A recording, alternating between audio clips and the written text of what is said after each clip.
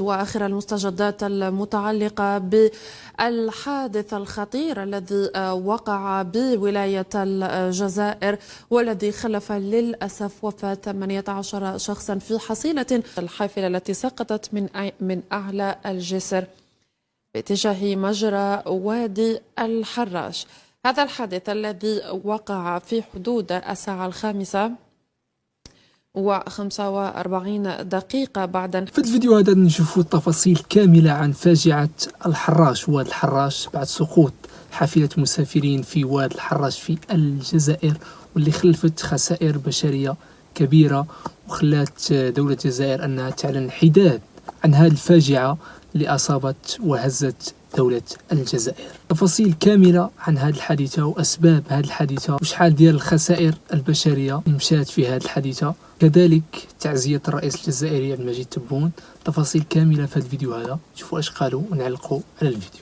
وآخر المستجدات المتعلقة بالحادث الخطير الذي وقع بولاية الجزائر والذي خلف للأسف وفاة 18 شخصا في حصيلة أعلن عنها قبل قليل إذن السيد كريم بن فحسي المكلف بالإعلام على مستوى المديرية العامة للحماية المدنية. من مكان الحادث يلتحق بنا الزميل سعيد طباوي رفقة النقيب نسيم برناوي رئيس مكتب الإعلام والتوعية بالمديرية العامة للحماية المدنية. أهلا بك سعيد. طبعا سيقدم لنا النقيب نسيم برناوي تفاصيل الكاملة عن هذا الحادث المؤسف. نعم زميلتي أحلام، نحن الآن متواجدون في الواد المحمدية اتجاه الهواء الجميل بواد الحراش. نعم كما قلت قبل قليل الحادث مأساوي وأليم، خلف أكثر من 18 وفاة مع الأسف الشديد. ربما تفاصيل أكثر يضيفها لنا السيد نسيم برناوي مدير الإعلام الفرعي. سيدي، ربما تفاصيل أكثر حول هذا الحادث الأليم والمأساوي الذي شهدته الجزائر العاصمة مساء اليوم. بداية تعزينا الخالصة لعائلة الضحايا لإثر الحادث الأليم. طبعا النداء كان في حدود الساعة 17:46 دقيقة، مفاده انحراف حافلة نقل المسافرين تربط أحد الخطوط الداخلية بولاية العاصمة وسقوطها في مجرى الواد الحراش. وفور ذلك الحماية المدنية جندت إمكانيات كبيرة جدا للتكفل بهذا الحادث، مثل في سيارة إسعاف 25 16 انغطاس وكذلك 6 زوارق مطاطية. للأسف حصيلة ثقيلة، 18 حالة وفاة في عين المكان، وكذلك تسجيل 13 حالة إصابة، منهم حالتين في حالة خطيرة. في البداية كان هناك عملية إنقاذ ل9 أشخاص، ثم 13 تم فورا نقلهم من المستشفى بعد إعطاء الإسعافات الضرورية وانتشال الجثامين للأسف حالة الوفيات. وما زال عوان الحماية المدنية والغطاسون يواصلون في عملية البحث في مجرى الواد وكذلك داخل الحافلة لتأكد من عدم وجود ضحايا آخرين، وهذا كان عن طريق تجنيد الكم الهائل من الإمكانيات. ضيف إلى ذلك التنسيق بين الحماية المدنية والمصالح الأمنية وكذلك زملائنا في المراكز الصحية التي تم إرسال إليها الضحايا المصابين، ومن ثم إرسال الضحايا كذلك الجثامين بعد تحديد الهوية. نعم شكرا سيد نسيم برناوي المدير الإعلام الفرعي. نعم زميلتي أحلام، كانت هذه ربما أبرز التفاصيل، ربما في جديد الدقائق لا أقول الساعات، ربما أتواصل معكم بعد قليل شرط. طيب، يعني لغاية هذه في البداية أشكر النقيب نسيم برناوي، ونعلم أنه عنده مهام في هذه الأثناء، لكن سعيد باختصار يعني إلى غاية هذه اللحظات وهذه الدقائق لم تتضح بعد أسباب هذا الحادث. نعم سيد نسيم، ربما هل في تفاصيل أخرى أقول حول هذا الحادث ربما، وما هي أسبابه ربما؟ لا، في البداية الأسباب لا أحد يدري الأسباب. هو حادث انحراف تبعه سقوط، طلب الآن عملية الانتهاء من عملية الإنقاذ وعملية إنشال الضحايا، ومن ثم إخراج الحافلة، ومن ثم المصالح الأمنية المختصة في هذا المجال يكون فتح تحقيق معمق لرفع ملابسات هذا الحادث الدموي المؤلم، ومن ثم تحديد كل التفاصيل الخاصة بهذا الحادث ربما حسب شهود عيان أو ما سوف يسفر عنه التحقيق. نعم شكرا سيد نسيم. كما سمعت أحلام وسمع مشاهدي تلفزيون النهار، ربما هذه هي آخر التفاصيل والمستجدات بخصوص هذا الحادث الأليم والمأساوي. هذا وتم إسعاف المصابين مع نقلهم إلى المستشفى المحلي، فيما تم تحويل الوفيات إلى مصلحة حفظ الجثث بالمؤسسة ذاتها. العملية تم تسخير لها 25 سيارة إسعاف، 16 غطاس و4 زوارق نصف مطاطية.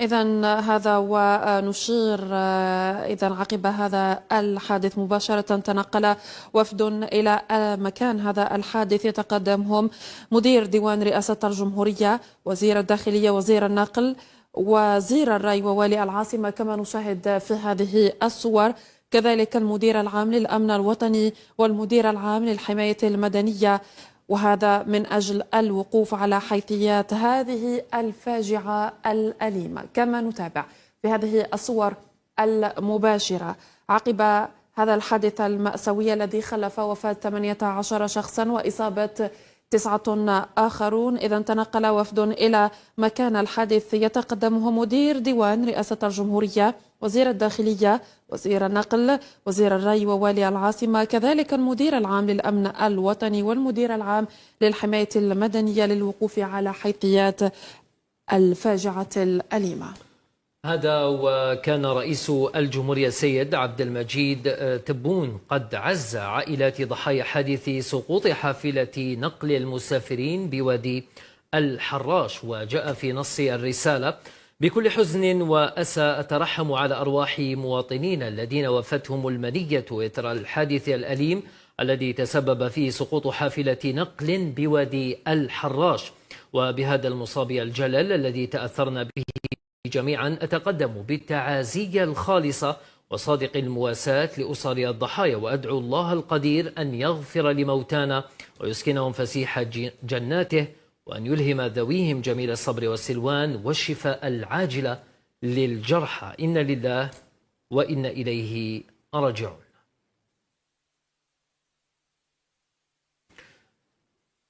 إذن مشاهدينا، تم أو لقي اليوم 18 شخصا حتفهم، وأصيب 9 آخرون في حادث سقوط حافلة لنقل المسافرين من أعلى الجسر إلى وادي الحراش بالمحمدية بالعاصمة، حسب ما جاء في بيان لمصالح الحماية المدنية التي تدخلت بدورها على الساعة 5:45 مساء من أجل حادث الانحراف الذي تسبب في حصيلة للحماية المدنية عن وفاة 18 شخصا وإصابة 9 آخرين بجروح مختلفة، منهم 2 في حالة حرجة. هذا وتم إسعاف المصابين ونقلهم إلى المستشفى المحلي، فيما تم تحويل الوفيات إلى مصلحة حفظ الجثث بالمؤسسة ذاتها.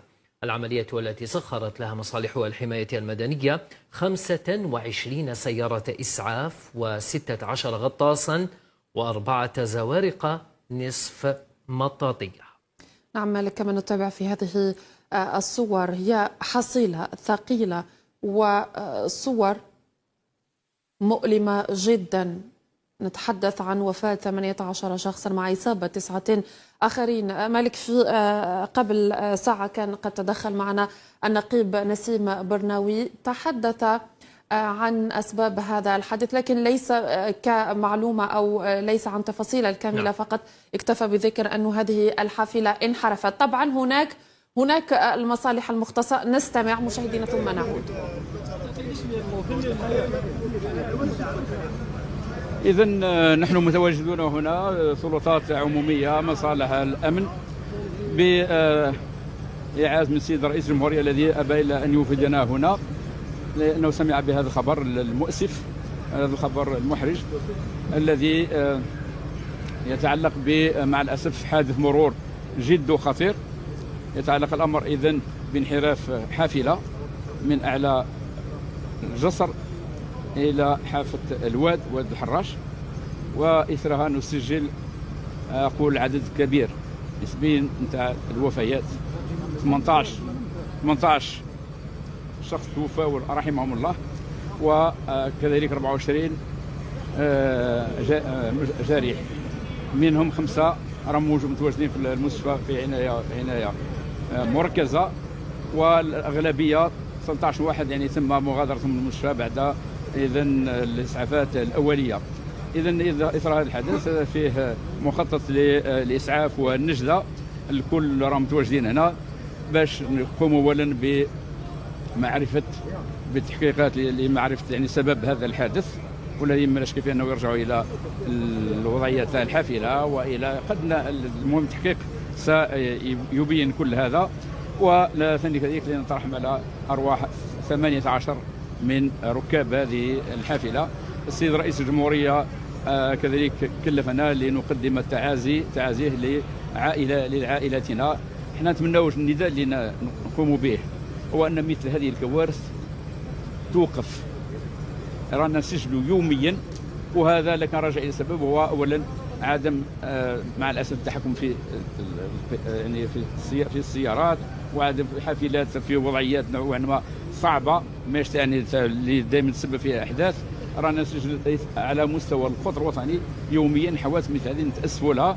اذا لابد من تدابير خاصه، وهذا ما سنقوم به كوزراء كحكومه ان شاء الله مستقبلا.